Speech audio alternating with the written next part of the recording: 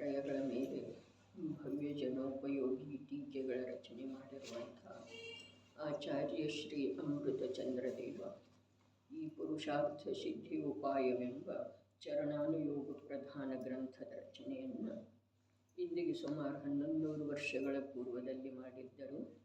ಅದರ ಮೇಲೆ ಭಾಷಾ ಟೀಕೆಯನ್ನು ಬರೀತಾ ಪಂಡಿತ್ ತೋಡರಮಲ್ಲರ ಕಾರ್ಯ ಪೂರ್ಣವಾಗುವ ಮೊದಲೇ ದೈವವಶರಾಗಿ ಹೋಗುವುದರಿಂದ ಆ ಅಪೂರ್ಣ ಕಾರ್ಯವನ್ನು ದೌಲತ್ ರಾಮ್ ಕಾಸ್ಲಿವಾಲ್ ಅನ್ನುವಂಥ ಇನ್ನೋರ್ವ ಜ್ಞಾನಿ ಪುರುಷ ಪೂರ್ಣಗೊಳಿಸಿ ಕೃತಿ ಸಮಗ್ರ ರೂಪದಿಂದ ಲಭಿಸುವಲ್ಲಿ ಸಹಕರಿಸಿದ್ದಾರೆ. ಸಮ್ಯಕ್ ಚಾರಿತ್ರಾಧಿಕಾರದೊಳಗ 3ನೇ ಶಿಕ್ಷಾವ್ರತ ಭೋಗೋಪಭೋಗ ಪರಿಮಾಣವನ್ನು ಹೇಳ್ತಾರೆ. 161ನೇ ಶ್ಲೋಕ. ಭೋಗೋಪಭೋಗಮೂಲ ವಿರತಾ ವಿರತಸ್ಯ ನಾನ್ಯತೋ ಹಿಂಸಾ ಅಧಿಗಮ್ಯ ವಸ್ತು ತತ್ವಂ ಸ್ವಶಕ್ತಿಂ ಅಪಿ ತಾವಪಿ ತ್ಯಾಜ್ಯಂ. ಟೀಕಾದ ವಾಚನ ನಡೆದದ್ದೇ ಇದೆ. ವಿರತಾ ವಿರತಸ್ಯ ಭೋಗೋಪಭೋಗ ಮೂಲ ಹಿಂಸಾ ಭವತಿ ಅನ್ಯತಃ ನ ಇತಿ ಹೇತೋ ಭಾವಕೇನ ವಸ್ತು ತತ್ವಂ ಅಧಿಗಮ್ಯ ತಥಾ ಸ್ವಶಕ್ತಿ ಅಪಿ ಅಧಿಗಮ್ಯ ತೌ ಅಪಿ ಭೋಗೋಪಭೋಗೌ ಅಪಿ ತ್ಯಾಜ್ಯಂ. ವ್ರತ ಮತ್ತು ಅವ್ರತದ ಧಾರಣ ಮಾಡಿದ ದೇಶವ್ರತಿ ಶ್ರಾವಕನಿಗೆ ಭೋಗ ಮತ್ತು ಉಪಭೋಗ ಪದಾರ್ಥಗಳ ಸಂಬಂಧವಾಗಿ ಹಿಂಸೆಯಾಗುತ್ತದೆ. ಆದರೆ ಅನ್ಯ ಪ್ರಕಾರದ ಬೇರೆ ಯಾವುದೇ ಹಿಂಸೆ ಆಗುವುದಿಲ್ಲ. ಆದುದರಿಂದ ವಸ್ತು ಸ್ವರೂಪವನ್ನು ತಿಳಿದುಕೊಂಡು, ಎಂದರೆ ಈ ವಸ್ತುವನ್ನು ಭೋಗಿಸುವಲ್ಲಿ ಇಷ್ಟು ದೋಷವಿದೆ, ಈ ವಸ್ತುವು ಭಕ್ಷ್ಯವಿದೆ, ಈ ವಸ್ತುವು ಅಭಕ್ಷ್ಯವಿದೆ ಎಂದು ವಿಚಾರ ಮಾಡಿ, ಹಾಗೂ ತನ್ನ ಶಕ್ತಿ ಎಂದರೆ ಶರೀರ ಮತ್ತು ಪರಿಣಾಮಗಳ ಶಕ್ತಿಯನ್ನು ತಿಳಿದುಕೊಂಡು ಎಷ್ಟು ಸಂಭವಿಸುವ ಸಾಧ್ಯತೆ ಇದೆ ಅಷ್ಟು ಭೋಗೋಪಭೋಗ ಪರಿಮಾಣ ಮಾಡಿ ಉಳಿದವುಗಳ ತ್ಯಾಗ ಮಾಡಿ ಬಿಡಬೇಕಾಗುವುದು. ಇಲ್ಲಿ ಹಿಂದನೂ 15 ದಿವಸದ ಹಿಂದೇನ್ರಿ ಚರ್ಚೆ ಆದದ್ದಿತ್ತು. ಭಕ್ಷ್ಯ ಅಭಕ್ಷ್ಯ ಅಂಥೇಳಿ ಮತ್ತು ಇನ್ನೊಂದು ಶಬ್ದ ಇದೆ, ಶರೀರ ಮತ್ತು ವಸ್ತು ಸ್ಥಿತಿ. ಒಂದು ತನ್ನ ಪರಿಣಾಮದ ಶಕ್ತಿಯನ್ನು ನೋಡಬೇಕಾಗ್ತಿದೆ, ಶರೀರವನ್ನು ನೋಡಬೇಕಾಗ್ತಿದೆ, ಮತ್ತು ವಸ್ತು ಸ್ಥಿತಿದ್ದು ಕೂಡ ವಿಚಾರ ಮಾಡಿ ಎಷ್ಟು ಸಂಭವ ಇದೆ, ಸಾಧ್ಯತೆ ಇದೆ ಅಷ್ಟು ಭೋಗ ಮತ್ತು ಉಪಭೋಗದ ತ್ಯಾಗ ಮಾಡಬೇಕಾಗೋದು ಅಂಥೇಳಿ ಆ ವಿರತ ಸಾಧಕನಿಗೆ ಹೇಳಿದ್ದಾರೆ. ವಿರತ ಅರ್ಥಾತ್ ವ್ರತಿನೂ ಇದ್ದಾನೆ, ಅವ್ರತಿನೂ ಇದ್ದಾನೆ. ದೇಶವ್ರತ ಅರ್ಥಾತ್ ಆಂಶಿಕ ರೂಪದಿಂದ ಹಿಂಸಾದಿಗಳ ತ್ಯಾಗ ಮಾಡಿದ್ದಾನೆ, ಆದರೆ ಪೂರ್ಣ ರೂಪದಿಂದ ತ್ಯಾಗ ಮಾಡಿಲ್ಲ. ಆಂಶಿಕ ರೂಪದಿಂದ ಯಾವುದ ಸ್ಥೂಲ ಹಿಂಸೆ ಇದೆ ಅಥವಾ ಅನಾವಶ್ಯಕ ಹಿಂಸೆ ಸಂಭವಿಸ್ತಿದೆ ಯಾವ ಕಾರ್ಯದಿಂದ, ಆ ಕಾರ್ಯವನ್ನು ಅವನು ಸರ್ವಥಾ ಬಿಟ್ಟುಕೊಟ್ಟಿದ್ದಾನೆ. ಈಗ ಯಾವ ಗುಣವ್ರತಗಳ ಚರ್ಚೆ ಆದದ್ದು ಇತ್ತು ಅವುಗಳಲ್ಲಿ ಬಂದದ್ದೇ ಇತ್ತು. ಗಮನಾಗಮನಕ್ಕೆ ಸಂಬಂಧಿಸಿದ ಹಾಗೆ ಜೀವನ ಪರ್ಯಂತ ನಿಯಮ ತಗೊಳ್ಳೋದ, ಮತ್ತು ಇಂತಿಷ್ಟು ದಿವಸ ಅಂಥೇಳಿ ತಗೊಳ್ಳೋದ, ಅಥವಾ ಪ್ರತಿ ದಿವಸಕ್ಕೆ ಅಂಥೇಳಿ ತಗೊಳ್ಳೋದ, ಈ ಪ್ರಕಾರ ಸಂಸಾರಕ್ಕೆ ಸಂಬಂಧಿಸಿದಂಥ ಅನಾದಿ ಅಭ್ಯಾಸ ರೂಪ ಶರೀರ ಮತ್ತು ಭೋಗಗಳ ಯಾವ ಕ್ರಿಯೆಗಳಿದ್ದಾವೆ ಅಥವಾ ಇಹಲೋಕಕ್ಕೆ ಸಂಬಂಧಿಸಿದ ಯಾವ ಕ್ರಿಯೆಗಳಿದ್ದಾವೆ ಅವುಗಳನ್ನು ಕಡಿಮೆ ಮಾಡ್ತಾ ಹೋಗ್ತಾನೆ. ಒಂದು ಮನುಷ್ಯ ಜೀವನದೊಳಗನ ಅದು ಜಿನೋಪದೇಶ ಲಭಿಸಿದ ನಂತರನ ಅನೇಕ ಪ್ರಕಾರದಿಂದ ಈ ಆರಂಭಾದಿಗಳನ್ನ ನಿರಂತರ ನಡೆಯುವಂಥ ಈ ಸಂಸಾರದೊಳಗೆ ಎಷ್ಟು ಸಾಧ್ಯದೆಯೋ ಅಷ್ಟು ತ್ಯಾಗ ಮಾಡೋದ ಅವಶ್ಯಕ ಇದೆ ಅನ್ನೋದ ಆ ಜನಶಾಸನದ ಅಭ್ಯಾಸದಿಂದ ಮತ್ತು ಪ್ರತ್ಯಕ್ಷ ಆತ್ಮನ ಅನುಭೂತಿಯಿಂದ ಯಾರಿಗೆ ಪರಿಚಯ ಆಗಿದೆಯೋ ಅವರ ಕ್ರಮದಿಂದ ತಮ್ಮ ಯಾವ ಆ ಅಂತರ್ಮುಖತೆಯ ಒಂದು ಸಾಧನೆ ಇದೆ, ಆ ಸಾಧನೆಯೊಳಗ ವೃದ್ಧಿ ಮಾಡ್ಕೊಳ್ತಾ ಹೋಗ್ತಾರೆ. ಅದನ್ನೇ ತತ್ವಗಳ ಪರಿಪಾಠದೊಳಗ ಸಂವರ ಅರ್ಥಾತ್ ಯಾವ ಮಿಥ್ಯಾತ್ವದ ಅಭಾವಪೂರ್ವಕ ಅನಂತಾನುಬಂಧಿಗೆ ಸಂಬಂಧಿಸಿದ ಹಾಗೆ 4 ಪ್ರಕಾರದ ಕಷಾಯಗಳ ಮತ್ತು 5 ಪ್ರಕಾರದ ವಿಷಯಗಳದ್ದ ನಿಜವಾಗಿನ ತ್ಯಾಗ ಆಗಿರ್ತಿದೆ. ಸಮ್ಯಕ್ ದರ್ಶನದ ಜೊತೆ ಮಿಥ್ಯಾತ್ವದ ಅಭಾವ ಮತ್ತು ಅನಂತಾನುಬಂಧಿ ಕ್ರೋಧಮಾನ ಮಾಯಾಲೋಕ. ನಂತರ 2ನೇ ಕಷಾಯ ಚೌಕಡಿಯನ್ನು ಯಾವಾಗ ನಾಶ ಮಾಡ್ತಾನೋ ಆವಾಗ ಅವನ ಜೀವನದಲ್ಲಿ ಆ ಸಂವರಪೂರ್ವಕ ನಿರ್ಜರ ನಡೀತಾ ಇರ್ತಿದೆ. ಇದು ತತ್ವಗಳ ಪರಿಪಾಠ ಇದೆ. ಸಂವರದ ಅಭಾವದೊಳಗ ಸತ್ತಾದೊಳಗಿನ ಕರ್ಮದ ಹೊರಟು ಹೋಗುವಿಕೆಯನ್ನು ನಿರ್ಜರೆ ಅಂಥೇಳಿ ಹೇಳುವುದಿಲ್ಲ. ಆದರೆ ಸಂವರದ ನಂತರ ಕೂಡ 2ನೇ ಕಷಾಯ ಚೌಕಡಿಯ ಅಥವಾ ನಂತರ 3ನೇ ಕಷಾಯ ಚೌಕಡಿಯ ಅಭಾವ ಮಾಡುವ ರೂಪದ ಯಾವ ಅಂತರ್ಮುಖ ಪುರುಷಾರ್ಥ ಮಾಡ್ತಾ ಹೋಗ್ತಾನೋ ಅದರಿಂದ ನಿರ್ಜರ ತತ್ವ ಅವನ ಜೀವನದೊಳಗ ಉದಿಸ್ತಿದೆ. ನಿರ್ಜರ ಅರ್ಥಾತ್ ಯಾವ ಅಂತಃತತ್ವದ ಅನುಭೂತಿಯಿಂದ ಅವನಿಗೆ ಪ್ರತ್ಯಕ್ಷ ಸ್ವಪರಗಳ ಸ್ವತಂತ್ರತೆ ಮತ್ತು ನಿಜ ಸ್ವಭಾವದಲ್ಲಿ ಇರುವಂಥ ಪರಮ ಶಾಂತಿಯ ಅನುಭವ ಆಗಿದೆಯೋ ಅದರ ಬಲದಿಂದ ಈ ಪರದ ಸ್ವತಂತ್ರವಿರುವಂಥ ಸಂಯೋಗ ರೂಪವಿರುವಂಥ ಜಡಚೇತನ ಪದಾರ್ಥಗಳ ಕುರಿತಾಗಿ ಅವನದ ಶ್ರದ್ಧೆ ಮತ್ತು ಯಾವ ಒಂದು ಪ್ರಕಾರದ ಅದರ ಜೊತೆಗಿನ ಸಂಯೋಗ ರೂಪದ ತನ್ನ ಭಾವಗಳಿದ್ದಾವೆಯೋ ಅವುಗಳನ್ನು ಅವು ಪ್ರಯತ್ನಪೂರ್ವಕವಾಗಿ ಕಡಿಮೆ ಮಾಡ್ತಾನೆ ಅಂಥೇಳಿ ಹೇಳಿದರೂ ಸತ್ಯ. ಅಂತರಂಗದೊಳಗೆ ಉದ್ಯಮಶೀಲಿ ಇರುವುದರಿಂದ ಇವು ಕ್ರಮದಿಂದ ಬಿಟ್ಟು ಹೋಗ್ತವೆ ಅಂಥೇಳಿ ಹೇಳೋದು ಕೂಡ ಸತ್ಯ ಇದೆ. ಹಾಗಾದರೆ ಇಲ್ಲಿ ವಿರತಾವಿರತ ವ್ರತಿನೂ ಇದ್ದಾನೆ, ಅವಿರತಿನೂ ಇದ್ದಾನೆ. ದೇಶವ್ರತದ ಅಪೇಕ್ಷಾದಿಂದ ವ್ರತಿ ಇದ್ದಾನೆ ಮತ್ತು ಮಹಾವ್ರತದ ಅಪೇಕ್ಷಾದಿಂದ ಅವ್ರತಿ ಇದ್ದಾನೆ.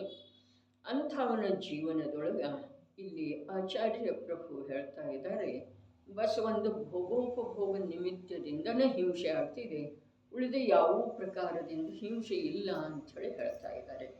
ಹಾಗಾದ್ರೆ ಆ ಭೋಗೋಪಭೋಗದ ಕಾರಣದಿಂದನೇ ಇದೆ ರೀ ಉದ್ಯೋಗ ಗಮನಾಗಮನ ಏನಿದೆ ಅಲ್ಲ, ಜನರ ಜೊತೆಗಿನ ಸಂಪರ್ಕ ರಾಗದ್ವೇಷ ಏನದವು ಅವೆಲ್ಲವೂ ಒಂದು ಭೋಗ ಮತ್ತು ಉಪಭೋಗದ ಕಾರಣದಿಂದನೇ ಅದವು. ಶರೀರ ಬುದ್ಧಿ ಅಂತೂ ಹೊರಟು ಹೋಗಿದೆ, ಅದರ ಜೊತೆಗೆ 2 ಕಷಾಯ ಚೌಕಡಿನೂ ಹೊರಟು ಹೋಗಿದ್ದಾವೆ. ಸಂಯೋಗದೊಳಗಿನ ಸುಖ ಬುದ್ಧಿ ಹೊರಟು ಹೋಗಿದೆ.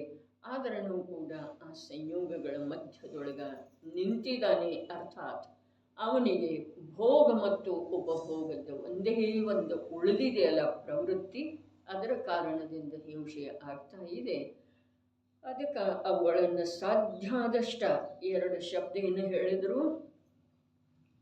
ಈ ವಸ್ತು ಭಕ್ಷ್ಯವಿದೆ. ಭಕ್ಷ್ಯ ಅಂತಂದ್ರೆ ಬರೀ ಸೇವನೆ ಯೋಗ್ಯದ ಸಂಬಂಧ ಇಲ್ಲ, ಅದರ 5 ಇಂದ್ರಿಯದ ವಿಷಯಗಳಿಗೆ ಸಂಬಂಧಿಸಿದ ಹಾಗೆ ಯಾವ ವಿಷಯ ಸಾಮಗ್ರಿಗಳಿದಾವೆಯೋ ಅವ ಈ ಸಮಯದೊಳಗ ಸೇವನೆ ಮಾಡಲಿಕ್ಕೆ ಯೋಗ್ಯ ಇದಾವೆ ಅಥವಾ ಈ ಸಮಯದೊಳಗ ಸೇವನೆ ಮಾಡಲಿಕ್ಕೆ ಯೋಗ್ಯ ಇಲ್ಲ, ಅಥವಾ ಇಷ್ಟು ಪ್ರಮಾಣದಲ್ಲಿ ಸೇವನೆ ಮಾಡಬಹುದಾಗಿದೆ, ಇಷ್ಟನ್ನು ಅನಾವಶ್ಯಕ ಏನಿದೆ ಅದನ್ನು ಬಿಟ್ಟು ಬಿಡಬಹುದಾಗಿದೆ ಅಂಥೇಳಿ ಹಿಂದಿನ ಯಾವಾಗ ಇಲ್ಲಿ ಚರ್ಚೆ ಆಗಿತ್ತು ಆ ವೇಳೆದೊಳಗೆ ಇದಕ್ಕೆ ಸಂಬಂಧಿಸಿದ ಹಾಗೆ ಬ್ರಹ್ಮಚರ್ಯಾದಿಗಳಿಗೂ ಹೇಳಿದ್ದ ಇತ್ತು. 7ನೇ ನೆಲೆಯ ಪ್ರಾಪ್ತ ಆಗಿರಲೂಬಹುದು, ಆಗದೇನೂ ಇರಬಹುದು. ಇವೇನು ವಿರತಾವಿರತ ಅದನ್ನೆಲ್ಲ ಇವನಿಗೆ ಈ ಯಾವ ಭೋಗೋಪಭೋಗ ಶಿಕ್ಷಾವ್ರತ ನಡೆದದ್ದ ಇದೆ ಅಥವಾ ಉಪದೇಶ ಕೊಡ್ತಾ ಇದ್ದಾರೆ, ಅವನಿಗೆ 7ನೇ ಯಾವ ನೆಲೆ ಇದೆ ಅಲ್ಲ ಬ್ರಹ್ಮಚರ್ಯ ನೆಲೆ, ಅದರ ಅಂಗೀಕಾರ ಆಗಿರಲೂಬಹುದು, ಆಗದೇನೂ ಇರಬಹುದು. ಯಾಕೆ ಅಂತಂದ್ರೆ ಈ ಶ್ರಾವಕನ ದಶ ಬಹಳ ದೀರ್ಘ ಇದೆ ರೀ. 2ನೇ ನೆಲೆಯಿಂದ ಹಿಡಿದು 11ನೇ ನೆಲೆಯವರೆಗೆ ಶ್ರಾವಕನ ದಶಾವಿಶೇಷಗಳಲ್ಲಿ ಪರಿವರ್ತನೆ, ಬದಲಾವಣೆ, ವೃದ್ಧಿ, ಉಚ್ಚತೆ ಬರ್ತಾ ಹೋಗ್ತಿದೆ. ಹಾಗಾದರೆ 7ನೇ ನೆಲೆ ರೂಪದ ಬ್ರಹ್ಮಚರ್ಯದ ಅಂಗೀಕಾರ ಆಗಿರದಿದ್ರೂ ಕೂಡ 2ನೇ ನೆಲೆಯೊಳಗೆ ಅವನಿಗೆ ಬ್ರಹ್ಮಚರ್ಯದ ಧಾರಣ ಆದಂತೆ ಇದೆ. ಇದರಲ್ಲೇ ಇರುವಂಥ ವ್ಯತ್ಯಾಸ ಸ್ವಯಂ ಯಾವ 11 ನೆಲೆಗಳು ಇದೆ ಅದರೊಳಗಿಂದ ನೋಡಬಹುದು, ಬೇರೆ ಗ್ರಂಥದೊಳಗಿಂದ ನೋಡಬಹುದು.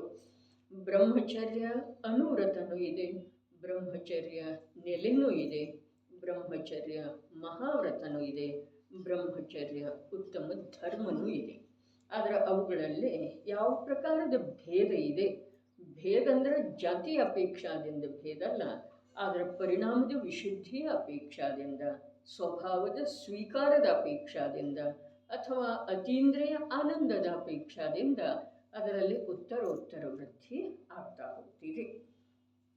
ಅದನ್ನು ಸ್ಮರಣೆಸಿಕೊಳ್ಳೋದ ಏನು ಇತ್ತು ಅದರ ಚರ್ಚೆ ಆಗದ ಪಕ್ಕ ನನಗೆ ಸ್ಮರಣೆ ಇದೆ, ತಮಗೆ ಇಲ್ಲ ಆದರೆ ಅದೇನು ಮಾಡಿರ್ತಾರೆ ರೆಕಾರ್ಡ್, ಅದನ್ನು ಕೇಳೋದ್ರಿ.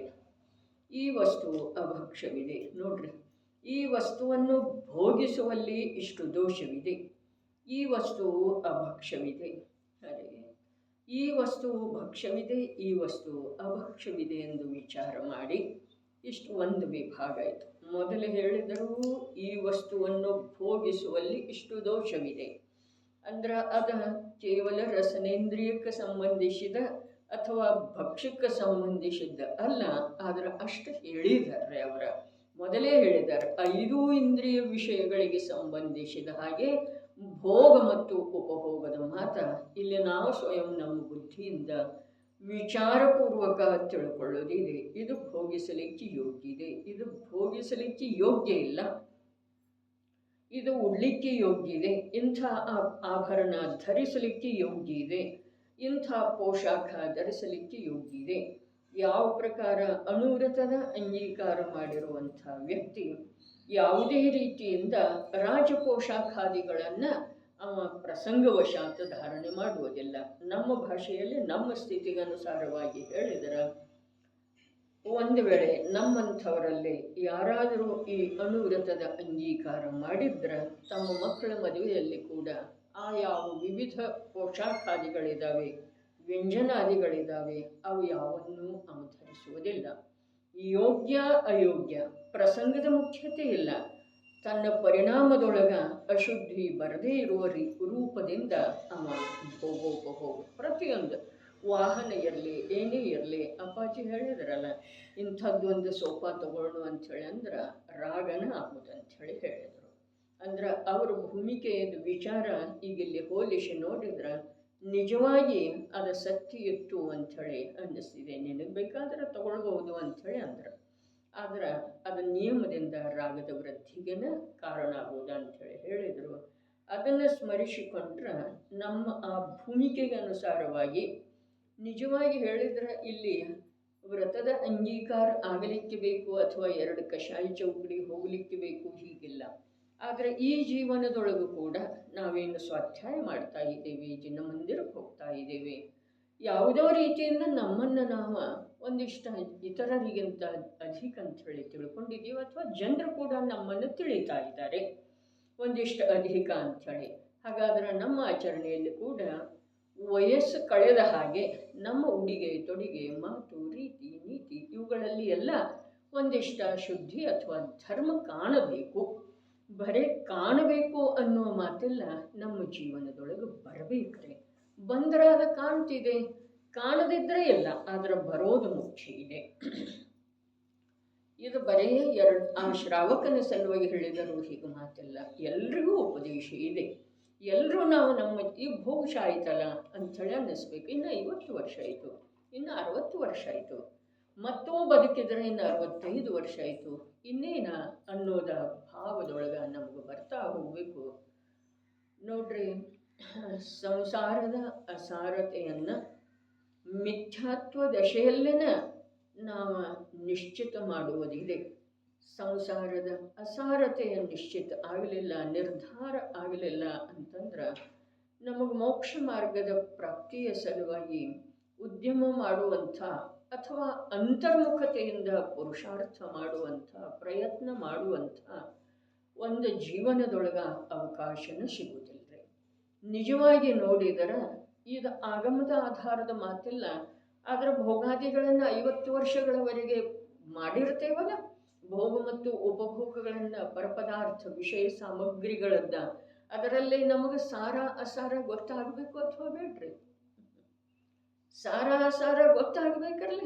ಆಗಮ ಓದಿನ ಇದು ಬಿಡಬೇಕು, ಇದು ನನಗಿನ್ನು ಯೋಗ್ಯ ಇಲ್ಲ ಅನ್ನೋದಕ್ಕಿಂತ ನಮ್ಮ ಜೀವನದೊಳಗೆ ಭೋಗಸಿದ್ಧ ನಮಗೆ ಅನುಭವ ಇರ್ತಿದೆಯಲ್ಲ, ಇನ್ನೆಷ್ಟು ದಿವಸ ಅಥವಾ ಇಷ್ಟು ಭೋಗಿಸಿ ಏನಾದದ್ದಿದೆ, ಇದೆಲ್ಲ ಅಸಾರ ಇದೆ, ನನ್ನ ದುರ್ಬಲತೆಯ ಕಾರಣದಿಂದ ಇದನ್ನು ಭೋಗಿಸಬೇಕಾಗಿದೆ. ಅದರ ನಿಜವಾಗಿ ಇದರಲ್ಲಿ ನನಗೆ ಸುಖ ಶಾಂತಿ ಕೊಡುವಂಥ ಯೋಗ್ಯತೆ ಸ್ವರೂಪ ಇಲ್ಲ. ನಾನು ಇದರಲ್ಲೇ ಮೂರ್ಛಿತಾಗಿ ಅನಂತ ಕಾಲ ವ್ಯತೀತ ಮಾಡಿದ್ದೇನೆ. ಈ ವಿಚಾರ ಸಾಮಾನ್ಯವಾಗಿ ಮನುಷ್ಯ ಮಾತ್ರರಲ್ಲಿ ಬರಬೇಕು. ಮನುಷ್ಯ ಮಾತ್ರರಲ್ಲೇ ಜೈನ ತತ್ವಜ್ಞಾನನ ಓದಬೇಕು, ಹೀಗೆ ಮಾತಿಲ್ಲ. ಆದರೆ ಒಂದು 40-50 ವರ್ಷದ ಜೀವನ ಆದ ನಂತರ ಭೋಗ ಸಂಯೋಗದ ಸ್ವರೂಪ ತಿಳಿತಿದೆಯೋ ಅಥವಾ ಇಲ್ಲರೆ? ತಿಳಿತಿದೆಯಲ್ಲ. ಹಾಗಾದರೆ ಆ ಭೋಗದ ಅಸಾರತೆಯನ್ನು, ಸಂಯೋಗದ ಕ್ಷಣಭಂಗುರತೆಯನ್ನು ಅರಿತು ಸಾಮ್ಯ ಭಾವ ಧಾರಣ ಮಾಡೋದ, ಅದರ ಜೊತೆಗಿನ ಏಕತ್ವವನ್ನು, ತೀವ್ರ ಮಮತ್ವವನ್ನು ಕಡಿಮೆ ಮಾಡ್ತಾ ಹೋಗೋದ ನಮ್ಮ ಜೀವನಕ್ಕೆ ಒಳ್ಳೆಯದಿದೆ. ಯಾಕೆಂತಂದ್ರೆ ನಮ್ಮ ಜೀವನ ಇಲ್ಲಿಗೆ, ಈ ಶರೀರ ಬಿಟ್ಟು ಹೋಗ್ತಾ ಇದ್ದ ಹಾಗೆ ಮುಗಿದು ಹೋಗುವುದಿಲ್ಲ. ಅನಂತ ಕಾಲ ನಾವು ಇರೋರದೇವ್ರಿ. ಅದರ ಸಲುವಾಗಿ ಎಷ್ಟು ಸಾಧ್ಯ ಇದೆಯೋ ಅಷ್ಟ ಇಹಲೋಕಕ್ಕೆ ಸಂಬಂಧಿಸಿದ ಮಾತು ರತ್ನಕರಂಡ ಶ್ರಾವಕಾಚಾರದೊಳಗ ನಿನ್ನೆ ಬಂತಲ್ಲ, ವಾಚನದೊಳಗೆ ಏನು ಬಂತು ಸುದರ್ಶನ?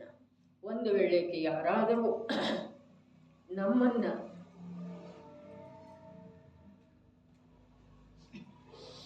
ಶಬ್ದದಿಂದ ಅವಮಾನ ಮಾಡ್ತಿದ್ರು, ನಮ್ಮ ವಸ್ತುವನ್ನು ಕಸ್ಕೊಳ್ತಿದ್ರು, ನಮ್ಮನ್ನು ಪ್ರಾಣರಹಿತ ಮಾಡಲಿಕ್ಕೆ ಬಂದರು ಅಂತಂದ್ರೆ ಅಲ್ಲಿ ವಿಚಾರ ಮಾಡುವ ಮಾತು ಹೇಳಿದ್ದಾರೆ. ಜ್ಞಾನಿ ಹೀಗೆ ವಿಚಾರ ಮಾಡ್ತಾನೆ. ಹೇಗೆ? ನಾನು ವೃದ್ಧಾಗಿ ರೋಗದಿಂದ ಬಳಲಿ ಆರ್ತರೌದ್ರ ಧ್ಯಾನದ ಪೂರ್ವಕ ಸಾಯ್ತಿದ್ದೀನೋ ಏನೇನೋ, ನೀವು ನನಗೆ ಈಗಲೇ ಮರಣದಂಡನೆ ವಿಧಿಸಿ ನನ್ನ ಬುದ್ಧಿ ಸುರಕ್ಷಿತ ಇರುವ ವೇಳೆದೊಳಗ ಧರ್ಮಧ್ಯಾನದ ಮೂಲಕ ಸಾಯುವ ಹಾಗೆ ಉಪಕಾರ ಮಾಡ್ತಾ ಇದ್ದೀರಿ.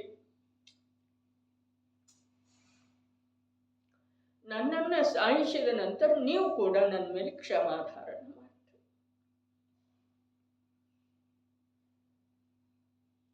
ಅದಕ್ಕೆ ವಾಚನದಿಂದ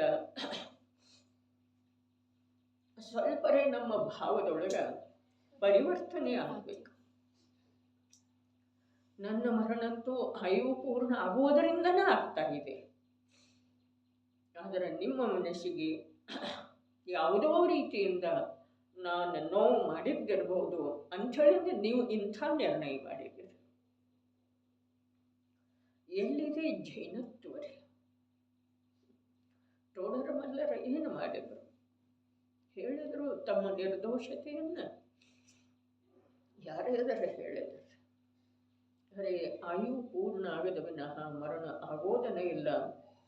ಮರಣದ ಸಮಯ ನಿಶ್ಚಿತ ಇರುವುದರ ಜೊತೆ ಮರಣದ ನಿಮಿತ್ತ ನಿಶ್ಚಿತ ಇದೆ. ಇದನ್ನು ದೃಢ ಮಾಡಿಕೊಳ್ಳೋದು. ಗಾಂಧಿಯ ಆತ್ಮಕಥೆಯೊಳಗೆ ಬಂದಿರುವ ಮಾತು ಹೇಳಿದ್ನು. ಸತ್ಯಕ್ಕಾಗಿ ಸಾಯುವ ಪ್ರಸಂಗ ಬಂದಾಗ ಬದುಕಬೇಕೆನ್ನುವವನು ನರಕಕ್ಕಿಳಿಯುತ್ತಾನೆ. ಇದನ್ನು ಟೋಡರ ಮಲ್ಲರ ಜೀವನವನ್ನೇ ನೋಡಿ ಹೇಳಿದ್ದಿರಬಹುದೇನೋ ಅನ್ನಿಸ್ತಿದೆ. ಸತ್ಯಕ್ಕಾಗಿ ಸಾಯುವ ಪ್ರಸಂಗ ಬಂದಾಗ ಬದುಕಬೇಕೆನ್ನುವವನು, ಬದುಕೋದಂದ್ರೆ ಏನ? ತನ್ನ ಸತ್ಯತ್ವದ ಒಂದು ಮಂಡನೆ ಮಾಡಲಿಕ್ಕೆ ಹೋಗೋದು. ಸಾಯುವುದ ಬದುಕುವುದ ಅದೆಲ್ಲ ಆಯುವಿನ ಆಧಾರದಿಂದ ಇದೆ. ದಶಪ್ರಾಣಗಳನ್ನು ಹರಣ ಮಾಡಬಹುದು. ದಶಪ್ರಾಣಗಳು ಯಾವ ನಿಮಿತ್ತದಿಂದ ಬಿಟ್ಟು ಹೋದರನೂ ಕೂಡ ಆ ದಶಪ್ರಾಣದಿಂದ ನನ್ನ ಜೀವನ ಇಲ್ಲ ಅನ್ನುವುದರದ ನಿರ್ಣಯ ಬೇಕು. ಯಾವ ನಿಮಿತ್ತದಿಂದ ಬೇಕಾದರೂ ಬಿಟ್ಟು ಹೋಗಲಿ, ರೋಗದ ನಿಮಿತ್ತದಿಂದ ಬಿಟ್ಟು ಹೋಗಲಿ, ಯಾವುದೋ ಶತ್ರುವಿನ ನಿಮಿತ್ತದಿಂದ ಶಸ್ತ್ರದ ಘಾತದಿಂದ ಬಿಟ್ಟು ಹೋಗಲಿ, ಆದರೆ ಆ ದಶಪ್ರಾಣದಿಂದ ನನ್ನ ಜೀವನ ಇಲ್ಲವೇ ಇಲ್ಲ. ಆ ದಶಪ್ರಾಣಗಳ ಸಂಯೋಗ ರೂಪ ಇದ್ದಾವೆ, ಅವು ನಿಯಮದಿಂದ ಬಿಟ್ಟು ಹೋಗುವಂಥವನೇ ಇದ್ದಾವೆ. ಆದರೆ ವಾಸ್ತವದಲ್ಲಿ ನಾನು ಅನಾದಿ ಅನಂತ ಒಂದು ಚೈತನ್ಯ ಪ್ರಾಣದಿಂದನ ಬದುಕುವಂಥ ಚೇತನ ಚೇತನ ಚೇತನ ಜೀವದ್ರವ್ಯ ಇದ್ದೇನೆ. ಇಂಥ ವಿಷಯದ ಜ್ಞಾನದೊಳಗೆ ದೃಢತೆಯಾಗೋದ, ಆ ದೃಢತೆಯ ಅಭ್ಯಾಸ ಆಗೋದ ಅವಶ್ಯಕಿದೆ. ಆ ಅಭ್ಯಾಸದ ಬಲದಿಂದ ಜೀವನದೊಳಗೆ ನಿತ್ಯ ಪರಿವರ್ತನೆ ಬೇಕ್ರಿ. ನಾವು ವರ್ಷದಿಂದ ವರ್ಷಕ್ಕಂಥೇಳಿ ಹೇಳಿದೆವು, ಆದರೆ ನಿತ್ಯ ಪರಿವರ್ತನೆ. ಆ ಸಾರತೆ ಎಷ್ಟೆಷ್ಟು ಮನಸ್ಸಿನೊಳಗೆ ದೃಢ ಆಗ್ತಿದೆಯೋ ಅಷ್ಟಷ್ಟು ಅದರ ಜೊತೆಗಿನ ತೀವ್ರ ಏಕತೆ ಕಮ್ಮಿ ಆಗ್ತಿದೆಯೋ ಅಥವಾ ಇಲ್ಲರಿ, ಆಗಲಿಕ್ಕೇ ಬೇಕು. ಹಾಗಾದ್ರೆ ನಮಗೆ ಅಸಾರತೆಯ ಜ್ಞಾನ ಇಲ್ಲ, ಅಸಾರತೆಯ ದೃಢತೆ ಆಗಿಲ್ಲ, ಆ ದೃಢತೆಯ ಅಭ್ಯಾಸ ಆಗಿಲ್ಲ. ಯಾವ ಬೇಕಾದ ರೂಪದಿಂದ ತಿಳ್ಕೊಳ್ಬಹುದು ಮತ್ತು ನಮ್ಮ ಜೀವನವನ್ನು ಉಜ್ವಲ ಮಾಡಿಕೊಳ್ಳುವ ಹಾಗೆ ನಮ್ಮದು ಪ್ರವೃತ್ತಿ ಇರಬೇಕು, ನಮ್ಮ ಜ್ಞಾನದ ಪರಿಣಾಮ ಇರಬೇಕು. ಏನು ಹೇಳ್ತಾ ಇದ್ದಾರೆ ನೋಡ್ರಿ, ಈ ವಸ್ತುವನ್ನು ಭೋಗಿಸುವಲ್ಲಿ ಇಷ್ಟು ದೋಷವಿದೆ.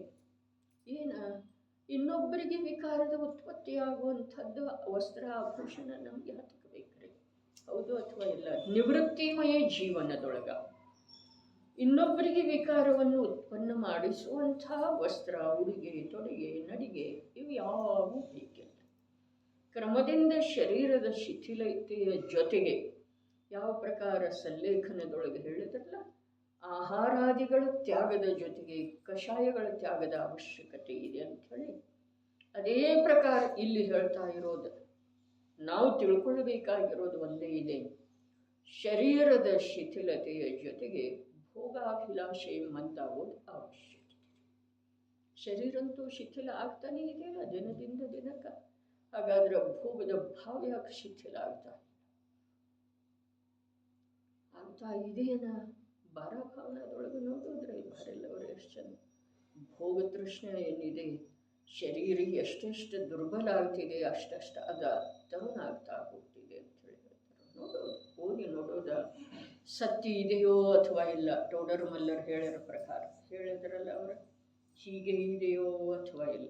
ನೀನು ಇದೇ ಪ್ರಕಾರದ ದುಃಖವನ್ನು ಸಂಸಾರದಲ್ಲಿ ಭೋಗಿಸ್ತಾ ಇದೆಯೋ ಅಥವಾ ಇಲ್ಲ. ನಿನ್ನದು ಈ ಪ್ರಕಾರ ವಿಚಾರ ಮಾಡಿ ನೀ ನಿರ್ಣಯ ಮಾಡಿದಂದ್ರೆ ನಿನ್ನದು ಕಲ್ಯಾಣವಾಗುವುದು. ಎಂಥ ಸುಂದರ ಮಾತು ಎಂದರೆ, ಈ ವಸ್ತುವನ್ನು ಭೋಗಿಸುವಲ್ಲಿ ಇಷ್ಟು ದೋಷವಿದೆ, ಇಷ್ಟು ದೋಷ ಇದೆ ಅಂಥೇಳಿ ಹೇಳಿದರು. ಈ ವಸ್ತುವನ್ನು ಭೋಗಿಸಬಹುದಾಗಿದೆ ಅಂಥೇಳಿ ಹೇಳಿ, ಈ ವಸ್ತುವನ್ನು ಭೋಗಿಸುವಲ್ಲಿ ಇಷ್ಟು ದೋಷವಿದೆ. ನಿರ್ದೋಷ ಪ್ರಾಸುಕ ಆಹಾರ ಸೇವನೆಯೊಳಗೆ ದೋಷ ಇದೆ ಏನಿಲ್ಲ, ಸದೋಷ ಆಹಾರ ಬಿಡೋಣ. ನಿರ್ದೋಷ ಪ್ರಾಸುಕ ಆಹಾರ ಸೇವನೆಯೊಳಗೆ ದೋಷ ಇದೆ ಅಂದರೆ ಇದೇನಿಲ್ಲ, ಇದೆ ಏನಿದೆ? ಆಸೆ ಇದೆ, ರಾಗ ಇದೆ, ಮೋಹ ಇದೆಯಲ್ಲ, ಇಷ್ಟು ದೋಷ ಇದೆ. ಈ ಪದಾರ್ಥದೊಳಗೆ ದೋಷ ಇರಲಿಕ್ಕಿಲ್ಲ, ಅದರ ದೋಷ ಇದೆ, ಇಷ್ಟ ಪ್ರತಿಯೊಂದರ್ಥ.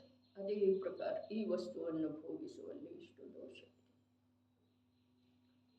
ಇತರರಿಗೆ ರಾಗ ಆಗ್ತಿದೆ. ಅರೆ, ಭೋಜನ ಕಥೆ ವಿಕಥೆಯೊಳಗ ಚರ್ಚೆ ಮಾಡುವ ವೇಳೆದೊಳಗ ಅನೇಕ ಆಚಾರ್ಯರ ಅನೇಕ ಪ್ರಕಾರದಿಂದ ಹೇಳಿದ್ದಾರೆ. ತನ್ನ ಇದ್ದಂಥ ರಾಗವನ್ನು ಕತ್ತರಿಸಿ ಹಾಕುವುದನ್ನು ಬಿಟ್ಟ ಭೋಜನ ಕಥೆ ಯಾವ ಮಾತಾಡ್ತಾನೋ ಅವನಲ್ಲಿ ಏನಾಗ್ತಿದೆ, ತನ್ನ ರಾಗದ್ದು ವೃದ್ಧಿ ಆಗ್ತಿದೆ, ಮತ್ತು ಅಲ್ಲಿ ಕೇಳ್ತಾ ಇರೋ ಉಪಸ್ಥಿತ ಜೀವರುಗಳದ್ದು ಕೂಡ ರಾಗದ ವೃದ್ಧಿ ಆಗ್ತಿದೆ. ಬರೀ ಒಂದು ಭೋಜನ, ರಾಜ್ಯ ಕಥೆ, ಸ್ತ್ರೀ ಕಥೆ, ಇವೆಲ್ಲ ಏನದವು, ಚೋರು ಕಥೆ ಏನದವು, ಎಲ್ಲ ತನ್ನಲ್ಲೇ ವಿಕಾರ ಅಂತೂ ಉಳಿತು, ಹಾಗೇ ಉಳಿತು, ಬೆಳೀತು. ಮತ್ತು ಇತರರ ಜೀವನದಲ್ಲಿ ಕೂಡ ಒಂದು ವೇಳೆ ಯಾವುದೋ ಕಾರಣದಿಂದ ಆ ವಿಕಾರ, ಆ ಜಾತಿಯ ವಿಕಾರ ತುಂಡರಿಸಿ ಹೋಗಿತ್ತು ಅಂತಂದರೆ ಈ ಕಥೆ ಕೇಳುವುದರಿಂದ ಮತ್ತೆ ವಿಕಾರ ಜಾಗೃತ ಆಗ್ತಿದೆ. ವಿಕಥೆಯ ಪರಿಣಾಮ ಬಹಳ ಭಯಾನಕ ಇದೆ.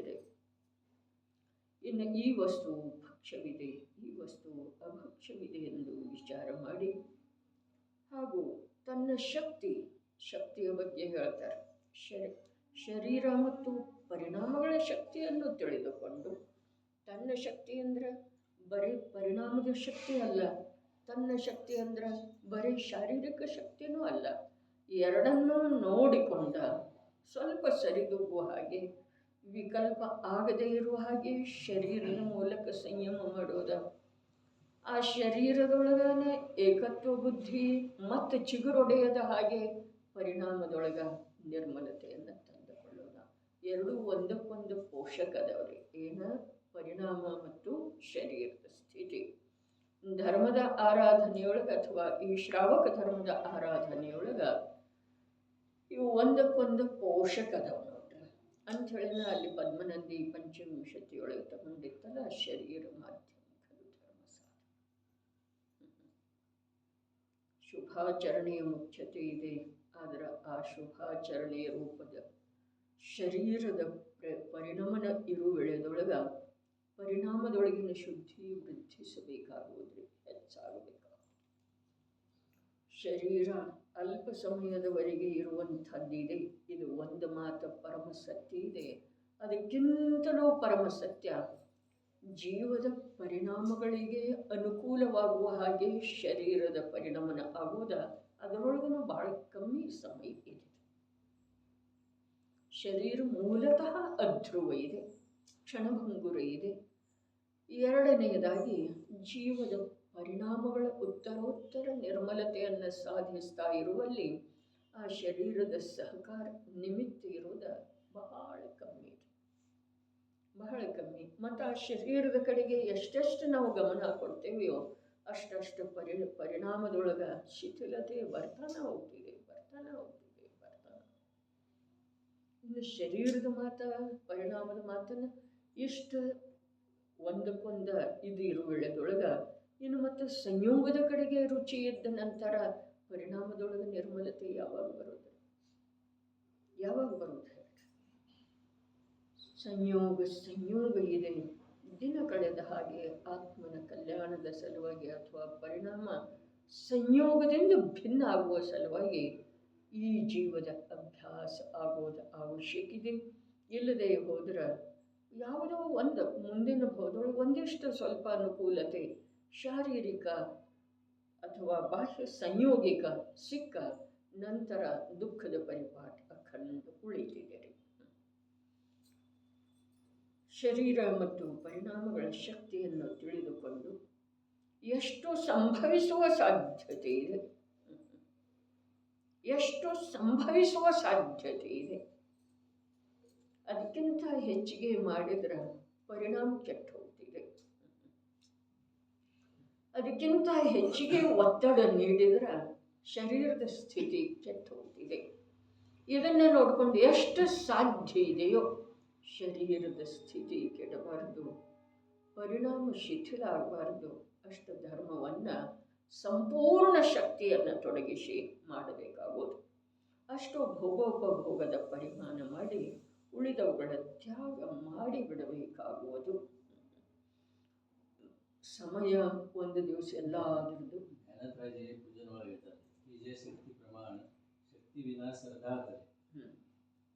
ಶಕ್ತಿ ಇಲ್ದಿದ್ರೆ ಶ್ರದ್ಧಾ ಇಡ್ರಿ ಅಂತ ಹೇಳಿ ಹೇಳ್ತಾರೋ.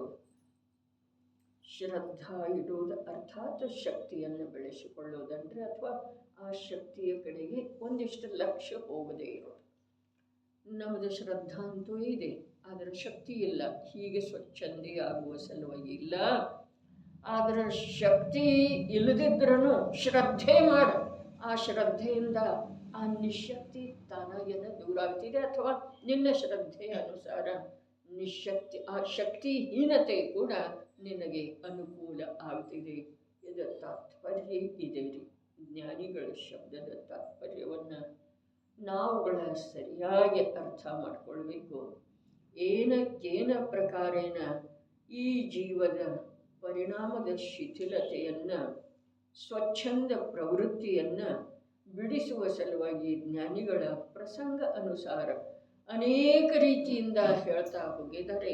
ಅದರ ಧ್ಯೇಯ ನಮ್ಮದು ಅದುವೇ ಇತ್ತು ಅಂತಂದರೆ ಎಲ್ಲ ಕಥನಗಳ ನಮ್ಗೆ ಅನುಕೂಲವಾಗಿಯೇ ಕಾಣಿಸ್ತವೆ ಇರ್ತವೆ.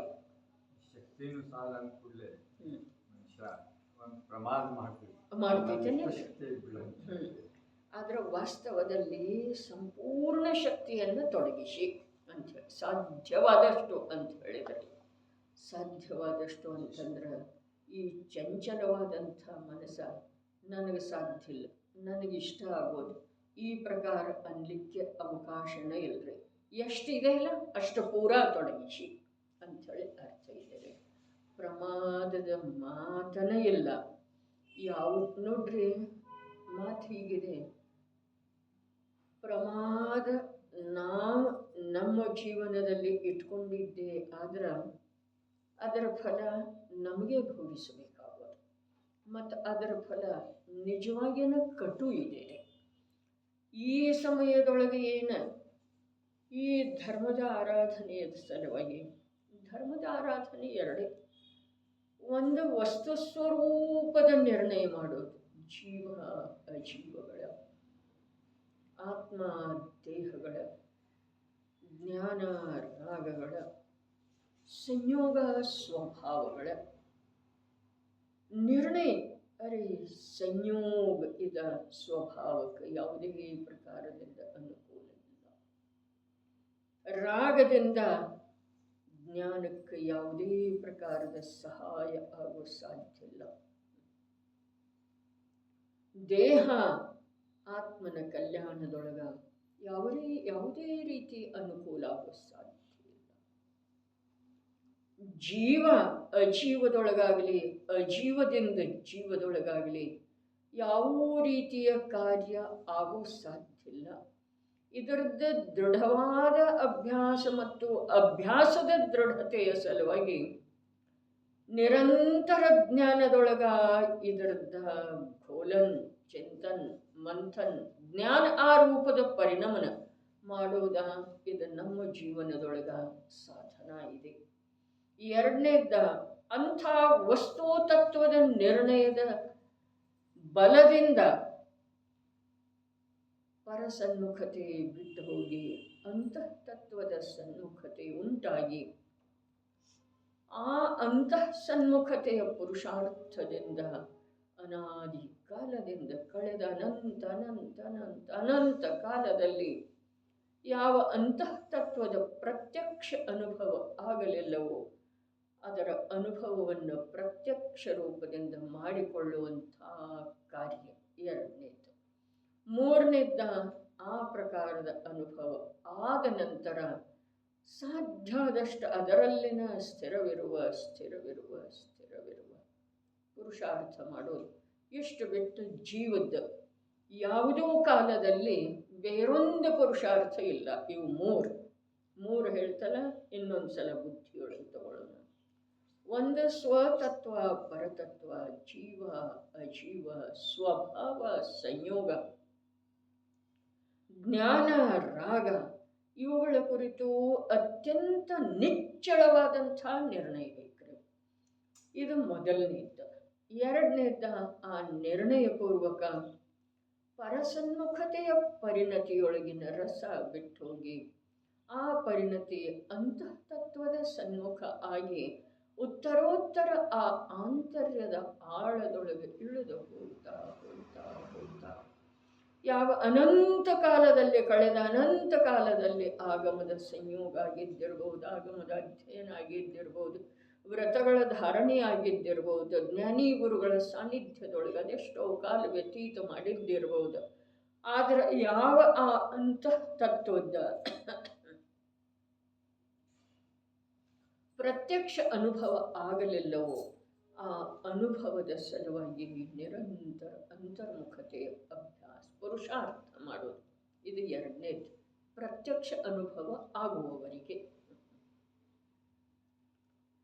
ಮೊದಲನೇದು ತತ್ವ ನಿರ್ಣಯದೊಳಗೆ ಏನು ಹೇಳಿತು, ಪ್ರತ್ಯಕ್ಷ ಪರಸನ್ಮುಖತೆಯ ಯಾವ ಅನಾದಿ ಕಾಲದ ರೂಢಿ ಇದೆ ಅದು ಬಿಟ್ಟು ಹೋಗಿ ಅದರ ಉದಾಸೀನತೆಯ ಜೊತೆಗೆ ಅಂತರ್ಮುಖ ಪುರುಷಾರ್ಥ ಆಗುವವರೆಗೆ ತತ್ವದ ನಿರ್ಣಯ.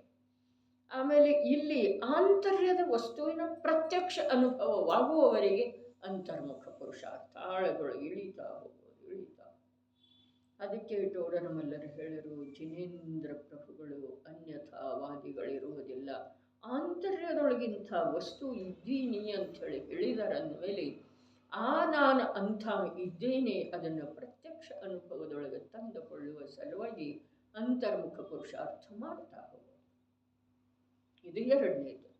ಮೂರನೇದ, ಅಂತರ್ವಸ್ತುವಿನ ನಿಜ ತತ್ವದ ಯಾವ ನಿರಾಕುಲ ಶಾಂತಿ ರೂಪದ ಅನುಭವ ಆಯಿತೋ ಆ ಸಮಯದಿಂದ ಅಲ್ಲೇ ಸ್ಥಿರವಾಗಿ ನಿಂತು ಬಿಡುವ, ಅಲ್ಲೇ ಸ್ಥಿರವಾಗಿ ಉಳಿದು ಬಿಡುವ, ಅಲ್ಲೇ ರಮಿಸುವ, ಅಲ್ಲೇ ಕ್ರೀಡಿಸುವ, ಅದರಲ್ಲಿಯೇ ಅಭೇದನಾಗಿ ಪರಿಣಮಿಸುವಂಥ ಪುರುಷಾರ್ಥ ಮಾಡೋದು. ಇವು ಮೂರು ಬಿಟ್ಟರೆ ಮೂರು ಕಾಲದಲ್ಲಿ ಯಾವುದೇ ಜೀವದ ಸಲುವಾಗಿ ಸುಖದ ಕಾರಣವಾಗಿ ಯಾವುವು ಉದ್ಯಮ ಮಾಡುವುದು ಅವಶ್ಯಕ ಇಲ್ಲ. ದೇವದರ್ಶನ ಎಲ್ಲ, ಶಾಸ್ತ್ರ ಸ್ವಾಧ್ಯಾಯ ಎಲ್ಲ, ಸಾಧರ್ಮಿಗಳ ಮಿಲನ ಎಲ್ಲ, ತತ್ವ ಚರ್ಚೆ ಇಲ್ಲ, ಅವೆಲ್ಲ ಇದ್ದಾವೆ. ಆದರೆ ಈ ಮೂರು ಕಾರ್ಯದ ಸಲುವಾಗಿನ ಅದು. ಇವು ಉತ್ತರೋತ್ತರ, ಮೊದಲನೇದ ತತ್ವ ನಿರ್ಣಯ, ಎರಡನೇದ ಅನುಭೂತಿ, ಮೂರನೇದು ಸ್ಥಿರತೆ. ಅಲ್ಲೇ ಬಂತಲ್ಲ ನಿಯಮ ಸಾರದ ಮಾತನ್ನ ಬಂತು. ನಾನದಂಸನ ಚರಿತಂ ನಿಯಮದ, ನಿಯಮದಿಂದ ಮಾಡಲಿಕ್ಕೆ ಕರ್ತವ್ಯ. ಮೂರನೇ ಗಾಥೆಯ ನಾನದಂಸನ ಚರಿತ. ಜ್ಞಾನ, ಜ್ಞಾನ ಯಾವುದು? ತತ್ವದ ಜ್ಞಾನ, ತತ್ವದ ಜ್ಞಾನ, ತತ್ವದ ಜ್ಞಾನ. ದಂಸನ ಯಾವುದು? ಆತ್ಮನ ದರ್ಶನ, ಆತ್ಮನ ದರ್ಶನ, ಆತ್ಮ ಚರಿತ ಯಾವುದು? ಆತ್ಮಸ್ಥಿರತೆ ರೂಪದ ಚರಿತ, ಆತ್ಮಸ್ಥಿರತೆ ರೂಪದ. ಇದನ್ನು ಬಿಟ್ಟು ಬೇರೆ ಏನು ಕರ್ತವ್ಯ ಇಲ್ಲ ಅಂಥೇಳಿ ಹೇಳಿದ್ದಾರೆ. ಯಾರಿಗೆ? ಪಂಚಮ ಕಾಲದಲ್ಲಿ ವರ್ತಿಸ್ತಾ ಇರುವಂಥ ಜೈನರಿಗಲ್ಲ, ಎಲ್ಲ ಜೀವರುಗಳಿಗೆ. ಯಾವ ಕಾಲದಲ್ಲಿ ಬೇಕಾದರೂ ಜೀವ ಒಂದು ವೇಳೆ ಆ ಮಾರ್ಗ ಮತ್ತು ಮಾರ್ಗ ಫಲವನ್ನು ಬಯಸ್ತಾ ಇದ್ದರೆ ಬಹಳ ಅದ್ಭುತ ನಿಯಮಸಾರ, ಬಹಳ ಅದ್ಭುತ ಕುಂದರ, ಅದಕ್ಕಿಂತ ಅದ್ಭುತ ಅಂತ ತತ್ವ. ಆದರೆ ನಮಗೆ ಆ ಮೂರರ ಮಾತು ಗೊತ್ತಾಗ್ತಾ ಇಲ್ಲ. ನಮಗಿದೆಲ್ಲ ಆಶ್ಚರ್ಯಕಾರಿ, ಇದೆಲ್ಲ ಮಹಿಮಾವಂತ, ಇದು ಜನರು ಒಳ್ಳೆಯವರು ಅನ್ನಿಸ್ತಾರೆ, ಪದಾರ್ಥ ಒಳ್ಳೆಯದು ಅನ್ನಿಸ್ತಿದೆ. ಆ ಪದಾರ್ಥ ಮತ್ತು ಜನರ ಸಂಯೋಗಿ ಭಾವ ನನಗೆ ಒಳ್ಳೆಯದು ಅನ್ನಿಸ್ತಿದೆ. ಇದರಿಂದ ಈ ಜೀವದ ಕಲ್ಯಾಣ ಆಗೋದು ಸಾಧ್ಯ ಇಲ್ಲ. ನಡೆದು ಉಳಿದವುಗಳ ತ್ಯಾಗ ಮಾಡಿಬಿಡಬೇಕಾಗುವುದು ಅಂಥೇಳಿ ಹೇಳಿದರು. ಅದು ನಿಜವಾಗಿ ನಮಗೆ ಆದೇಶ ಕೊಟ್ಟಿದ್ದಾರೆ ಅಮೃತ ಚಂದ್ರದೇವ ಅಥವಾ ಅಮೃತ ಚಂದ್ರರ ಆ ಶ್ಲೋಕದ ಮೂಲಕ. ಯಾವುದನ್ನು ಹೇಳಿದರೋ ಆ ಟೀಕಾಕಾರರ ಸ್ಪಷ್ಟಪಡಿಸಿದ್ದಾರೆ. ಭಾವಾರ್ಥ ಯಾವುದು ಒಂದು ಬಾರಿ ಭೋಗಿಸುವಲ್ಲಿ ಬರುತ್ತದೆ ಅದನ್ನು ಭೋಗವೆಂದು ಹೇಳುತ್ತಾರೆ. ಹೇಗೆಂದರೆ ಅನ್ನ, ಬೇಳೆ, ಚಪಾತಿ, ಹಾಲು, ಮೊಸರು, ತುಪ್ಪ, ಜಲೇಬಿ, ಮೈಸೂರು ಪಾಕ್ ಇವೇ ಮೊದಲಾದವುಗಳೆಲ್ಲವೂ ಭೋಗ ಪದಾರ್ಥಗಳಿವೆ. ಯಾವುವು ಪುನಃ ಪುನಃ ಭೋಗಿಸುವಲ್ಲಿ ಬರುತ್ತವೆ ಅವನ್ನು ಉಪಭೋಗವೆಂದು ಹೇಳುತ್ತಾರೆ. ಹೇಗೆಂದರೆ ಬಟ್ಟೆ, ಪಾತ್ರೆ, ಮನೆ, ಗದ್ದೆ, ಹಸು, ಎತ್ತು, ಒಡವೆ, ವಾಹನ ಇವೇ ಮೊದಲಾದವುಗಳೆಲ್ಲವೂ ಉಪಭೋಗ ಪದಾರ್ಥಗಳಿವೆ. ಶ್ರಾವಕನಿಗೆ ಈ ಪದಾರ್ಥಗಳ ಸಂಬಂಧದಿಂದ ಹಿಂಸೆಯಾಗುತ್ತಿರುವುದರಿಂದ ಅವನು ಈ ಹಿಂಸೆಯ ಕಾರಣಗಳನ್ನು ಕೂಡ ಶೀಘ್ರವಾಗಿಯೇ ತ್ಯಾಗ ಮಾಡಿಬಿಡಬೇಕಾಗುವುದು, ತ್ಯಾಗ ಮಾಡಬೇಕಾಗುವುದು. ಶ್ರಾವಕನಿಗೆ ಈ ಪದಾರ್ಥಗಳ ಸಂಬಂಧದಿಂದ ಹಿಂಸೆಯಾಗುತ್ತಿರುವುದರಿಂದ, ನೋಡ್ರಿ, ಈ ಪದಾರ್ಥಗಳ ಸಂಬಂಧ ಉಳಿದಿದೆಯಲ್ಲ, ಕೇವಲ ಸಂಬಂಧ ಉಳಿದಿದೆ, ಅದು ಶ್ರಾವಕ ದಶ. ಆ ಶ್ರಾವಕ ದಶೆಯೊಳಗ ಯಾಕೆ ಮಹಾವ್ರತ ಆಗುವುದಿಲ್ಲ? ಹಿಂದೆ ಕೇಳಿದ್ರಲ್ಲ, ಯಾಕೆ ಆಗುವುದಿಲ್ಲ ಅನ್ನಲಿಲ್ಲ. ಪ್ರೋಷದ ಉಪವಾಸ ಮಾಡಿರುವಂಥ ಆ ಶ್ರಾವಕನಿಗೆ ಆ ಪ್ರೋಷದ ಸಮಯದೊಳಗ ಮಹಾವ್ರತದ ಹಾಗೇನ ಇರ್ತಾನೆ, ಅವ ಮಹಾವ್ರತಿನೇ ಇದ್ದಾನೆ ಅಂಥೇಳಿ ಹೇಳಿದ್ರು. ಅದಕ್ಕೆ ಪ್ರಶ್ನೆ ಉದ್ಭವ ಮಾಡಿದ್ರು, ಶ್ರಾವಕನಿಗೂ ಮಹಾವ್ರತ ಮತ್ತು ಮುನಿರಾಜರಿಗೂ ಮಹಾವ್ರತ, ಇದರಲ್ಲೇನು ವ್ಯತ್ಯಾಸ ಇಲ್ಲೇನ ಅಂಥೇಳಿ ಕೇಳಿದ್ರೆ ಇಲ್ಲಿ ವ್ಯತ್ಯಾಸ ಸ್ಪಷ್ಟ ಮಾಡಿದರೆ, ಪ್ರೋಷದ ಉಪವಾಸ ಇದೆ, ಎರಡನೇ ಶಿಕ್ಷಾವ್ರತ ಇದೆ. ಭೋಗೋಪಭೋಗ ಪರಿಮಾಣ ಇದು ಮೂರನೇ ಶಿಕ್ಷಾವೃತ ಇದೆ. ಹಾಗಾದರೆ ಪ್ರೋಷಧದೊಳಗೆ ಉದ್ಭವವಾದಂಥ ಪ್ರಶ್ನೆಯನ್ನು ಇಲ್ಲಿ ಭೋಗೋಪಭೋಗದೊಳಗೆ ಹೇಳ್ತಾ ಇದ್ದಾರೆ. ಶ್ರಾವಕನಿಗೆ ಅರೆ ಅವ ಮೋಕ್ಷ ಮಾರ್ಗದ ಸಾಧಕನ ಇದ್ದಾನೆ, ಆದರೆ ಆ ಸಾಧಕ ದಶೆಯಲ್ಲಿರುವಂಥ ಶ್ರಾವಕನಿಗೆ ಬರೀ ಆ ಭೋಗ ಮತ್ತು ಉಪಭೋಗ ಪದಾರ್ಥಗಳ ಸಂಬಂಧ ಇದೆಯಲ್ಲ ಅಷ್ಟು ಹಿಂಸೆ ಆಗ್ತಾ ಇದೆ. ಉಳಿದ ಯಾವ ಪ್ರಕಾರದ ಹಿಂಸೆ ಇಲ್ಲ. ಅವ ಅದರ ಸಂಬಂಧವನ್ನು ಬಿಟ್ಟ ಅಂತಂದ್ರೆ ಮಹಾವ್ರತಿನ ಆಗ್ತಾನೆ. ವಿಪರೀತ ಮನ್ನನೆಗೆ ಸಂಬಂಧಿಸಿದ ಹಿಂಸೆ ಇಲ್ಲ, ಸಂಯೋಗದೊಳಗೆ ಸುಖ ಬುದ್ಧಿಗೆ ಸಂಬಂಧಿಸಿದ ಹಿಂಸೆ ಇಲ್ಲ. ತಿಳಿತೇನೆ? ವಿಪರೀತ ಮನ್ನನೆಗೆ ಸಂಬಂಧಿಸಿದ ಹಿಂಸೆ ಇಲ್ಲ, ಸಂಯೋಗಕ್ಕೆ ಭೋಗೋಪಭೋಗಿ ಸಂಯೋಗಕ್ಕೆ ಸಂಬಂಧಿಸಿದ ಹಾಗೆ ಹಿಂಸೆ ಇಲ್ಲ. ಬಹಳ ಅದ್ಭುತ. ವಿಪರೀತ ಮನ್ನನೆಗೆ ಸಂಬಂಧಿಸಿದ ಹಿಂಸೆ ಮಿಥ್ಯಾತ್ವದೊಳಗೆ ಸರ್ವಸಂಗ ಪರಿತ್ಯಾಗಿ ಆದ್ರೂ ಆಗ್ತಾ ಇರ್ತಿದೆ. ಅದೇ ಆಗ್ತಾ ಇದೆ ಅಂದಮೇಲೆ ಸಂಯೋಗ ಮತ್ತು ಮುಂದಿನ ಸಂಬಂಧದ ಹಿಂಸೆಗಳಂತೂ ಅವನಲ್ಲಿ ಅದಾವನೇ ಅದಾವ್ರೆ. ಮಿಥ್ಯಾತ್ವ ಹೊರಟು ಹೋದ ನಂತರ ಕೂಡ ಸಂಯೋಗ ಸಂಯೋಗ ಬುದ್ಧಿ, ಸಂಯೋಗದೊಳಗೆ ಸುಖ ಬುದ್ಧಿ ಇದೆ ಸಮ್ಯಕ್ ದೃಷ್ಟಿಗೆ. ಅದರಿಂದ ಅವನಿಗೆ ಹಿಂಸೆ ಆಗ್ತಾ ಇದೆ. ಅವನು ದೇಶವ್ರತದ ಅಂಗೀಕಾರ ಯಾವಾಗ ಮಾಡ್ತಾನೋ ಆವಾಗ ಸಂಯೋಗಿ ಪದಾರ್ಥದೊಳಗಿನ ಸುಖ ಬುದ್ಧಿ ಬಿಟ್ಟು ತಿಳಿತಾ ಇದೆ. ಮಿಥ್ಯಾತ್ವದ ಜೊತೆಗೆ ಅನಂತಾನುಬಂಧಿ ಹೋಯಿತು. ಆ ವೇಳೆದೊಳಗೆ ವಿಪರೀತ ಮನ್ನನೆ ಹೋಯಿತು. ವಿಪರೀತ ಮನ್ನನೆ ಹೋಯಿತು, ಆವಾಗ ಮಿಥ್ಯಾತ್ವ ಮತ್ತು ಅನಂತಾನುಬಂಧಿ ಹೋಯಿತು. ಸಂಯೋಗದೊಳಗೆ ಸುಖ ಬುದ್ಧಿ ಹೋಯಿತು, ಆವಾಗ ಶ್ರಾವಕ ದಶಾ ಬಂತು. ಎರಡನೇ ಕಷಾಯ ಚೌಕಡಿ ಹೋಯಿತು. ಇನ್ನು ಸಂಬಂಧ ಕೂಡ ಯಾವಾಗ ಬಿಟ್ಟು ಹೋಗ್ತಿದೆಯೋ ಆವಾಗ ಮೂರನೇ ಕಷಾಯ ಚೌಕಡಿ ಹೋಗ್ತೀವಿ. ಅಥವಾ ಮೂರನೇ ಕಷಾಯ ಚೌಕಡಿ ಹೋಗೋದಂದ್ರೆ ಭೋಗೋಪಭೋಗದೊಳಗಿನ ಭೋಗೋಪಭೋಗ ಸಾಮಗ್ರಿಗಳ ಸಂಬಂಧ ಬಿಟ್ಟು ಹೋಗೋದು. ಸಂಬಂಧ ಮತ್ತು ಆ ಸಂಯೋಗ ಎರಡು ಒಂದೇನ ಇಲ್ಲ. ಅಲ್ಲಿ ಸುಖ ಬುದ್ಧಿ ಇದೆ, ಇಲ್ಲಿ ಸಂಬಂಧ ಮಾತ್ರ ಇದೆ. ಮೊದಲು ವಿಪರೀತ ಮನ್ನನೆ ಇದೆ, ಅಲ್ಲಿ ಅನಂತ ಸಂಸಾರ ಇದೆ. ಮಿಥ್ಯಾತ್ವ ಇರುವ ವೇಳೆದೊಳಗೆ ಏನೇ ಮಾಡಿದರನೂ ಕೂಡ ಎಲ್ಲ ರೀತಿಯ ಕರ್ಮದ ಬಂಧ ಆಗ್ತಾ ಇದೆ. ಕೆಲವೊಂದು ಪುಣ್ಯ ಕರ್ಮದ ಬಂಧ ಆಗೋದಿಲ್ಲನ ಆಗ್ತಿದೆ, ಆದರೆ ಆ ಪುಣ್ಯದಿಂದ ಇವನಿಗೆ ಯಾವ ಪ್ರಯೋಜನದ ಸಿದ್ಧಿ ಆಗುವುದಿಲ್ಲ. ಅಲ್ಲಿ ಒಂಥರ ಅರಹಂತಾದಿಕರಿಂದ ಪ್ರಯೋಜನದ ಸಿದ್ಧಿ. ಜ್ಞಾನಾವರಣಾದಿಗಳದ್ದ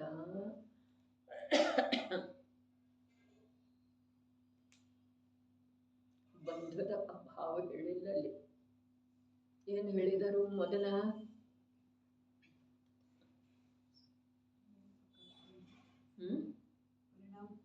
ಪರಿಣಾಮ ಮೂರು ಪ್ರಕಾರ ಹೇಳಿದರು. ಮುಂದ ಅರಹಂತಾದಿಕರ ಸ್ತವನ ಮಾಡಬೇಕಾದ್ರೆ ವಿಶುದ್ಧ ಪರಿಣಾಮದಿಂದನ ಆಗ್ತಿದೆ ಅಂತ ಹೇಳಿದರು. ಆ ವಿಶುದ್ಧ ಪರಿಣಾಮದಿಂದ ಆಗುವ ಲಾಭ ಏನು ಹೇಳಿದರು? ಜ್ಞಾನಾವರಣಾದಿ ಕರ್ಮಗಳದ್ದ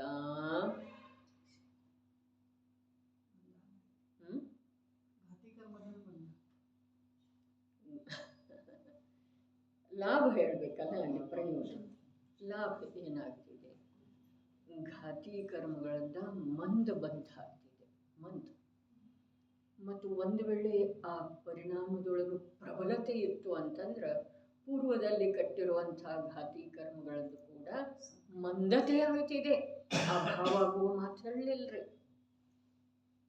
ಮುಂದೆ ಸಾತಾದಿ ಪುಣ್ಯ ಪ್ರಕೃತಿಗಳದ್ದು ಬಂಧ ಆಗೋದ ಮತ್ತು ಆ ಸಾತಾದಿ ಪುಣ್ಯ ಪ್ರಕೃತಿಗಳ ಬಂಧದಲ್ಲಿ ಯಾವ ಪರಿಣಾಮಗಳ ವಿಶುದ್ಧಿ ಇದೆಯಲ್ಲ ಅದು ಪ್ರಬಲಿತ್ತು ಅಂತಂದರೆ ಸತ್ತಾದೊಳಗಿನ ಸಾತಾದಿ ಕರ್ಮಗಳು ಕೂಡ ಮಂದಾಗ್ತವೆ. ಆದರೆ ಇದರಿಂದ ಆತ್ಮನ ಪ್ರಯೋಜನ ಏನೂ ಆಗುವುದಿಲ್ಲ.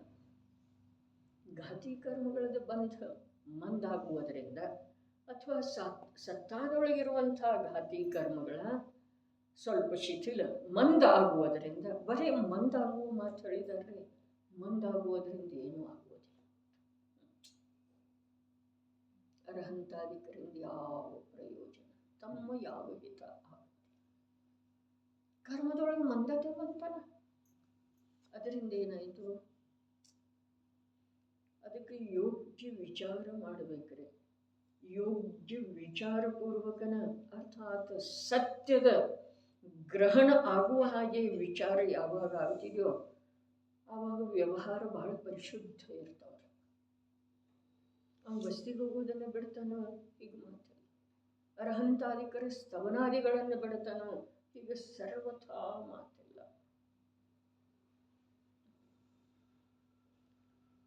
ನಿಶ್ಚಯದ ಜೊತೆಗೆ ಪರಿಶುದ್ಧ ವ್ಯವಹಾರ ಇರ್ತಿದೆ. ಮತ್ತು ವ್ಯವಹಾರದೊಳಗೆ ಯಾವ ವರ್ತಿಸ್ತಾ ಇದ್ದಾನೋ ಅವನಿಗೆ ವ್ಯವಹಾರ ಅಂತೂ ಪರಿಶುದ್ಧ ಅಥವಾ ಯಥಾರ್ಥ ಇರುವುದಿಲ್ಲ. ಮುಂದೆ ನಿಶ್ಚಯದ ಪ್ರಾಪ್ತಿ ಆಗುವುದನೇ ಇಲ್ಲ. ಯಾಕಂದ್ರೆ ಅದರಲ್ಲೇ ಜನ ಯಾವುದನ್ನು ಮೆಚ್ಚುತ್ತಾರೋ ಅದು ಬೇಕಿಲ್ಲರಿ ನಮಗೆ. ಅಜ್ಞಾನದಿಂದ ಜನ ಅಂದ್ರೆ ಈ ಜೀವ ಕೂಡ ಕಳೆದ ಅನಂತ ಕಾಲದಿಂದ ಅದನ್ನೇ ಬಯಸಿದ್ದಾನೆ. ಪೂಜೆಯೊಳಗೆ ಉತ್ಸಾಹ ಎಷ್ಟಿರ್ತೀವಿ? ಎಲ್ಲಿಯೂ ಇರಲಿ. ಯಾವುದೇ ಪೂಜೆ ಇರಲಿ, ಅನಶ್ವತ ಪಂಚಮಿ ಪೂಜೆ ಇರಲಿ, ವೀರಶಾಸನ ಜಯಂತಿ ಪೂಜೆ ಇರಲಿ, ಪಂಚ ಕಲ್ಯಾಣಿಕಗಳಿರಲಿ, ಆದರೆ ಹಿಂದೆ ಇಷ್ಟು ವಿಪರೀತ ಆಗಿ ಹೋಗಿದೆ. ದಶಲಕ್ಷಣದಂಥ ಮಹಾಪರ್ವದಲ್ಲಿ ಕೂಡ ಎಲ್ಲಿ ಆತ್ಮ ಸ್ವಭಾವದ ಆರಾಧನೆ ಒಂದೇ ಒಂದು ಮುಖ್ಯ ಇರ್ತಿದೆಯೋ ಅಲ್ಲಿ ಕೂಡ ಜನರು ಬರುವುದಿಲ್ಲ ಅಂಥೇಳಿ ವಿಧಾನ, ಪೂಜೆ ಇವೆಲ್ಲ